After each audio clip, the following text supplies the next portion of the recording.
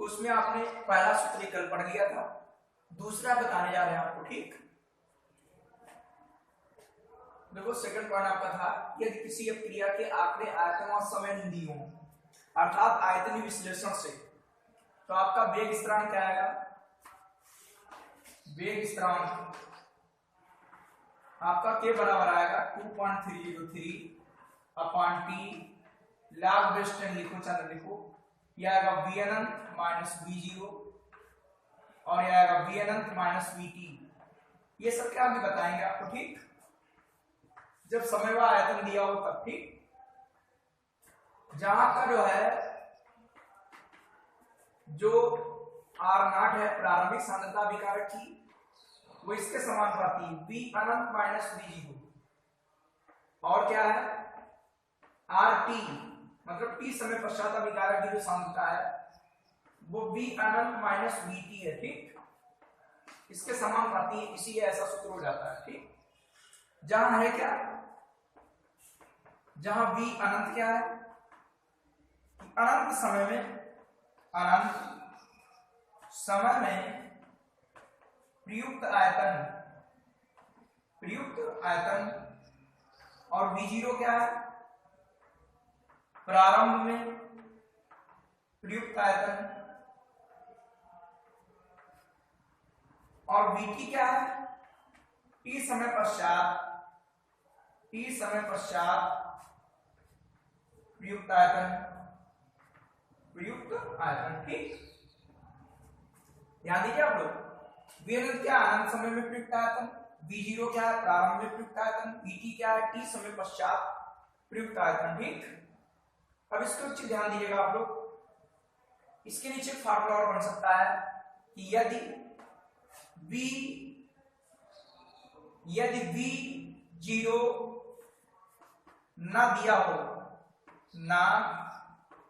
हो तो सूत्र क्या हो जाएगा इसका, v0 नहीं दिया होगा तो v0 का क्या रहेगा, के बराबर 2.303 अपॉन टी log बेस 10, यह रहेगा v अनंत, नीचे आ जाएगा आपका v अनंत और vt। ठीक, उसका देख नंबर बी नंबर और फार्मूला, यदि v अनंत ना दिया हो तो क्या आएगा, के बराबर 2.303 अपॉन टी log बेस 10, और v अनंत नहीं दिया होगा तो ये 0 हो जाएगा, माइनस का माइनस से कट जाएगा, क्या आएगा v0 अपॉन vt। ठीक, जब v अनंत ना दिया हो तब ये फार्मूला लगेगा, और v0 ना दिया हो तो ये फार्मूला। कुल मिलाकर आपको ये याद रखना है, इसी से ये बना लोगे। ठीक, तो फर्स्ट फार्मूला ये था कि जब प्रारंभिक सांद्रता न दी हो उसके लिए ये सूत्र था। ठीक, सेकंड नंबर ये है कि जब आंकड़े आयतन और समय में दी हो, अर्थात आयतनीय विश्लेषण के अनुसार आपका वेग स्थिरांक का फार्मूला ये होगा। ठीक, क्यों, वो सब लिख दिया है भाई, पीछे आप लोग लाए थे वहां पर क्या था, active mass of R0 active mass of RT, और इनके समानुपाती, इसलिए ऐसा आ गया।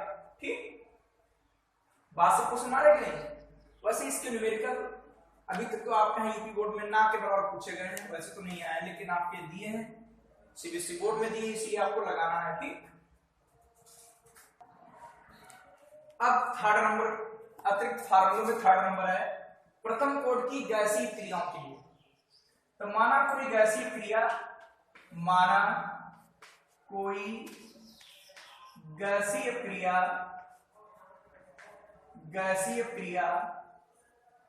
एक बंद पात्र में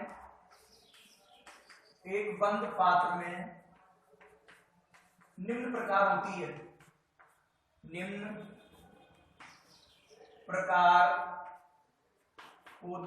ठीक, माना कोई गैसीय क्रिया एक बंद पात्र में निम्न प्रकार होती है। ठीक, ये है गैसीय क्रिया, ये ए, और रिवर्सल का निशान लगा दो बी, चाहे एरो लगा दीजिए, बी ये भी गैस है और ये सी ये भी गैस है। तो प्रारंभ में क्या होगा, प्रारंभ में इसका मान लो P0, क्योंकि गैसीय विकारक उत्पाद है तो इनका दाब दिया होगा, दाब, तो दाब के लिए P0 लिख दिया, और प्रारंभ में इनका दाब क्या होगा 0 0।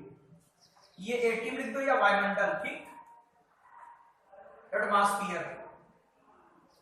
टी समय पश्चात क्या होगा, टी समय पश्चात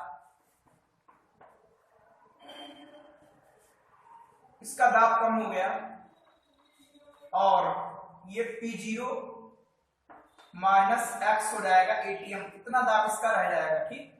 और ये एक एक है तो आएगा एक्स एटीएम और ये भी आएगा आपका एक्स एटीएम, ठीक। बात सबको सुना है कि नहीं? अब टी समय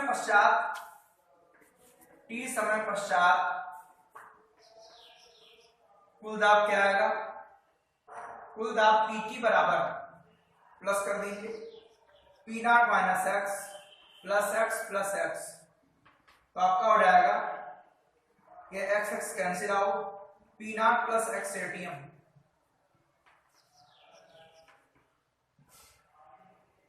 ये टी समय पश्चात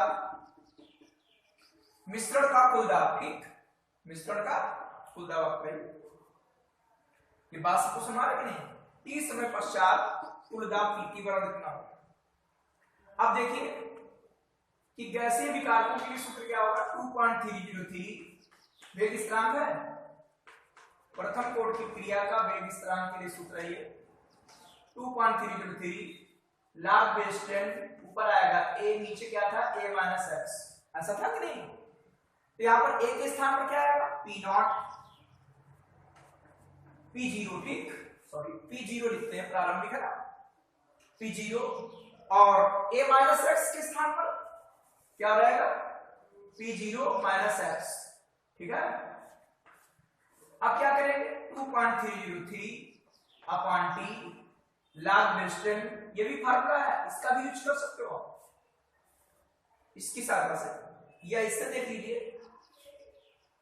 ये आपका पीटी है, इससे P0 निकालो, P0 बराबर क्या आएगा पीटी माइनस एक्स आएगा कि नहीं, बोलो क्या आएगा, इससे अगर P0 निकालें तो जो P0 निकालोगे क्या आएगा आपका पीटी माइनस एक्स, ठीक है। और इससे अगर x का मान निकालेंगे तो क्या आएगा, x का मान निकालने पर आएगा आपका pt माइनस P0 बराबर x, ठीक है।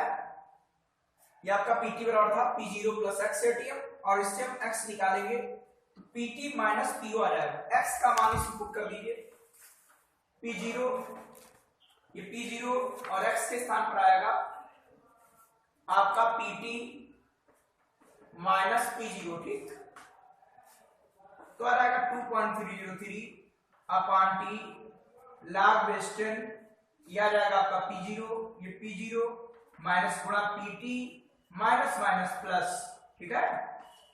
तो सूत्र बन गया के बराबर 2.303 अपॉन टी log base 10, ऊपर आ जाएगा P0, जोड़ दीजिए 2P0 माइनस pt, ठीक। इस सूत्र की सहायता से समीकरण 2 की सहायता से लिख देंगे, समीकरण 2 की सहायता से प्रथम कोड की क्रिया का वेग स्थिरांक निकाल सकते हो, ठीक। तो देखिए तीसरा सूत्र एक बार पुनः फिर देख लो कि प्रथम कोड की गैसीय क्रियाओं के लिए क्या होगा जब दाब दिया हो। पहला पढ़ा था सांद्रता वाला, दूसरा सूत्र पढ़ा आपने आयतन वाला, इसमें आपके दाब वाला। तो माना कोई गैसीय क्रिया एक बंद पात्र में निम्न प्रकार होती है, ए गैस, बी गैस, सी गैस। इसका प्रारंभ में दाब मान लिया P0 है एटीएम, तो प्रारंभ में 0 0 होगा। टी समय पश्चात क्या होगा, ये B और C में परिवर्तित हो रहा है तो इसका दाब कम हो गया इसका, ठीक है, P0 माइनस एक्स, और ये आपका एक्स एक्स एटीएम आ जाएगा, ठीक। तो टी समय पश्चात कुल दाब क्या आएगा PT बराबर, टी समय पश्चात मिश्रण का कुल दाब PT बराबर, टोटल जोड़ दीजिए, एक्स एक्स कैंसिल आउट हो गया, इससे x का मान निकालेंगे तो आपका आएगा pt माइनस P0, x बराबर आपका आ गया pt माइनस P0, ठीक। उसके बाद वेग स्थिरांक के लिए फार्मूला आपने के बराबर पढ़ा था 2.303 अपॉन टी log base 10, ऊपर होता था a और नीचे a माइनस एक्स, a के स्थान पर क्या चल रहा है P0 और a माइनस एक्स के स्थान क्या चल रहा है, p0 minus x, p0 minus x, ये समीकरण 1 हो गई। ठीक, आप इसका भी यूज करके वेग स्थिरांक निकाल सकते हो, लेकिन जब कुल दाब दिया हो, कुल दाब, तो आप इस सूत्र का यूज करो। ठीक, अब क्या करेंगे, इससे x का मान निकाल लो।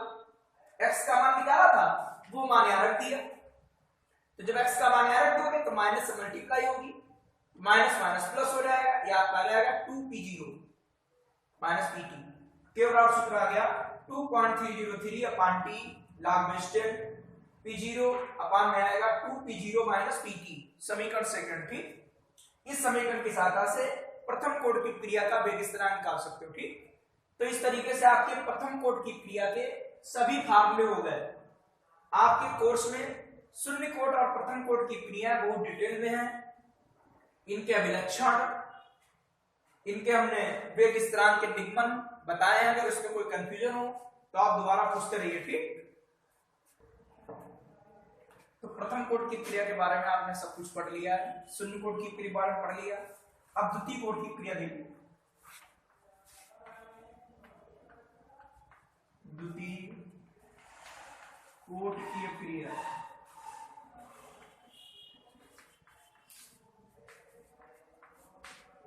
द्वितीय कोड की क्रिया क्या होती है कि वे क्रियाएं जिसमें अब क्रिया का वेग अभिकारक की सांद्रता के द्वितीय घात के समानुपाती, उसे कहते हैं द्वितीय कोड की क्रिया। ठीक, कि रेट ऑफ रिएक्शन समानुपाती एक्टिव मास ऑफ ए की पावर 2 ऐसा हो जाए, या फिर ऐसा हो जाए कि यहां पर अभिकारक और आपके अलग अलग हैं ऐसे। ठीक, तो इसकी घात 1, इसकी घात 1, तो 1 कितना हुआ 2, इस कंडीशन, या तो ऐसी कंडीशन में या ऐसी हो। ठीक, इसीलिए द्वितीय कोड की क्रिया दो टाइप की होती है कि जब दोनों अभिकारक पदार्थ की सांद्रता समान हो तो ऐसी कंडीशन होगी, और जब दोनों अभिकारक पदार्थों की सांद्रता भिन्न भिन्न हो तो ऐसी कंडीशन होगी। ठीक, तो कहलाती है सेकंड ऑर्डर की रिएक्शन, कि वे क्रियाएं जिसमें क्रिया का वेग अभिकारक पदार्थ की सांद्रता के द्वितीय घात के समानुपाती हो, द्वितीय कोड की क्रिया कहलाती है। ठीक, तो आप यहां परिभाषा लिख लोगे, क्या लिखिए परिभाषा, कि वे क्रियाएं जिनमें अपक्रिया का वेग,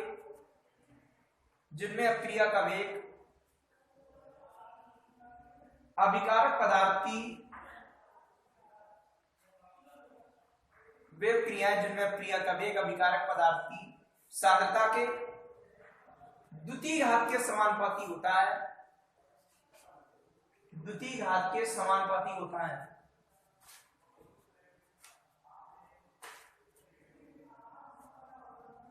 द्वितीय कोड की क्रिया कहलाती है, द्वितीय कोड की क्रियाएं कहलाती हैं। ठीक,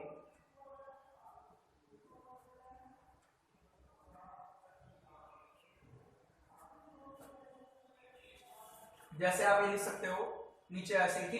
एग्जाम्पल देख लीजिए,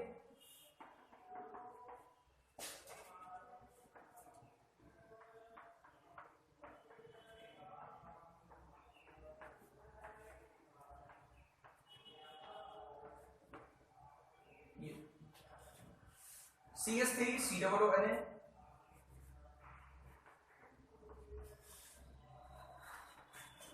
CH3 COONA और प्लस CH5OH, इसमें जो क्रिया की धारा है वो समानुपाती है एथिल एसीटेट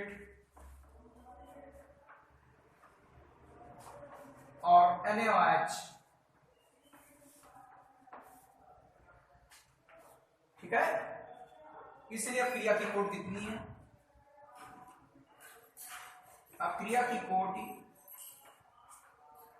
बराबर 2। ठीक, बात सबको सुना रहे नहीं। सेकंड अब क्रिया है,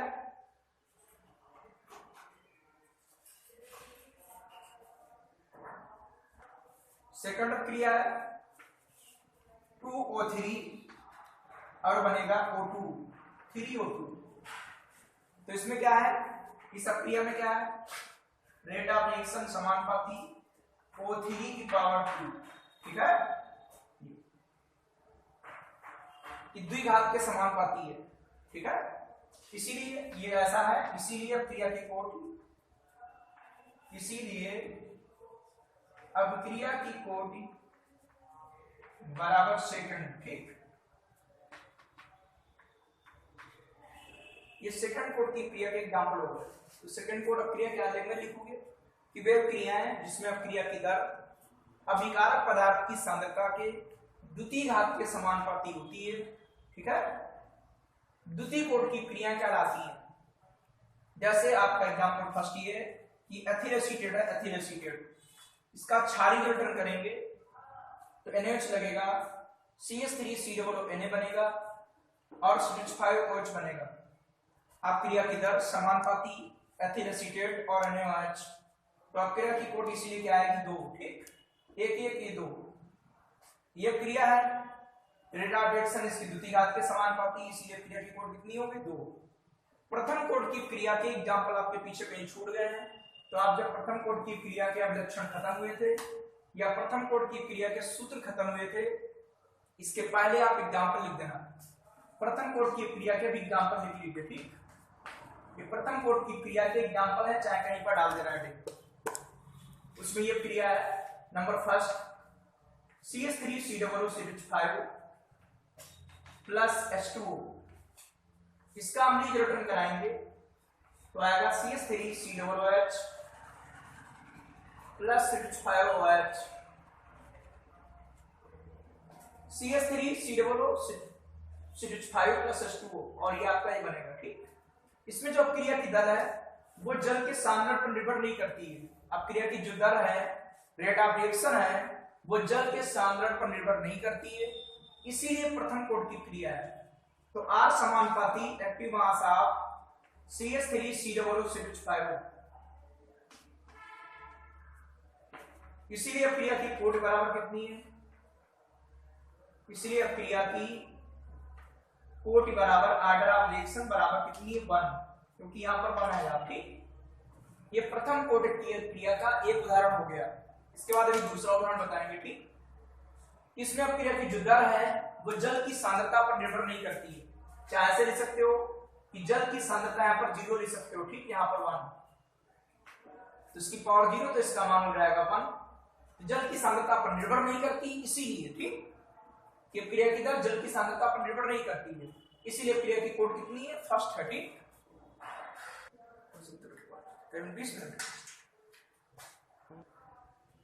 द्वितीय कोड की क्रियाएं दो प्रकार की हो सकती, ठीक। फर्स्ट टाइप की है, इसमें रेट ऑफ रिएक्शन समानुपाती एक्टिव मास ऑफ 2 कि अभिकारक पदार्थ की द्वितीय घात के समानुपाती है, कि जब दोनों अभिकारक पदार्थों की सांद्रताएं समान है तब, और जब भिन्न होंगी तो आपकी ऐसी condition active mass of A की power 1 active mass of B की पावर 1 1 जोड़ोगे कितना आएगा, ठीक। बात सबको सुनना है कि नहीं। तो ये दो टाइप की क्रिया है, फर्स्ट टाइप की है, सेकेंड टाइप की है। इसमें अब क्रिया की दर जो अभिकारक पदार्थ है उसकी द्वितीय घात के समानुपाती है, इसीलिए सेकेंड ऑर्डर की रिएक्शन कराएगी, ठीक। और ये भी सेकेंड ऑर्डर की, इसमें अभिकारक पदार्थों की सांद्रता समान है, जैसे इसमें दोनों की सांद्रता समान हो तो पावर 2 चढ़ जाएगी कि नहीं, और यहां सांद्रता भिन्न है, इसीलिए ऐसी कंडीशन होगी। और अभी आपने उदाहरण आपने दोनों टाइप के पढ़ लिए थे, ठीक। इनके समाकलित वेग समीकरण का व्यंजक आपको अगले वीडियो में बताएंगे हम आपको, ठीक।